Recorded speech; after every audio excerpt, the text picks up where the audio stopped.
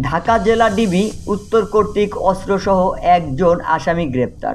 গত 17/4/2025 খ্রিস্টাব্দ দুপুর আনুমানিক 12:10 ঘটিকার সময় আশুলিয়া থানাধীন জিরাবো ফুলবাগান রোড কার্টুন ফ্যাক্টরি SAS প্যাকেজিংয়ের ওয়েস্টিস কার্টুনের ব্যবসাকে কেন্দ্র করে দুই পক্ষের সংঘর্ষ বদলে এলাকায় নিজ অবস্থান জানান দেওয়া ও আধিপত্য বিস্তারের জন্য নিজ দখলে থাকা অবৈধ বিদেশি পিস্তল দিয়ে আসামি মোহাম্মদ দেওয়ান জিয়ার 0-2 রাউন্ড ফাঁকা গুলি চালায়। ঢাকা জেলার পুলিশ সুপার মহোদয়ের নির্দেশক্রমে ঢাকা জেলা পুলিশের ডিবি উত্তরের একটি চৌকস টিম 19/4/2025 তারিখ রাত 12:45 ঘটিকা হইতে গাজীপুর মেট্রোপলিটন সদর থানা ও পুবাইল থানা এলাকায় অভিযান পরিচালনা করিয়া অভিযুক্ত আসামি 1 মোহাম্মদ দেওয়ান জিয়া 40, পিতা মোহাম্মদ আলী দেওয়ান নেওয়াজ, মাতা মুসাম্মদ আমিনা বেগম, সাং জিরাবো থানা আশুলিয়া জেলা ঢাকাকে দূত করে।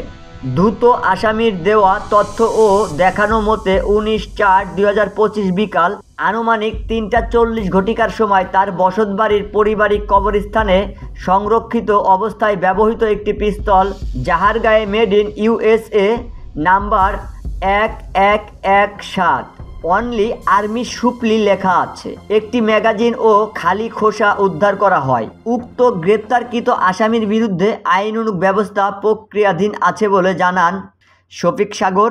আজকের দুর্নীতি।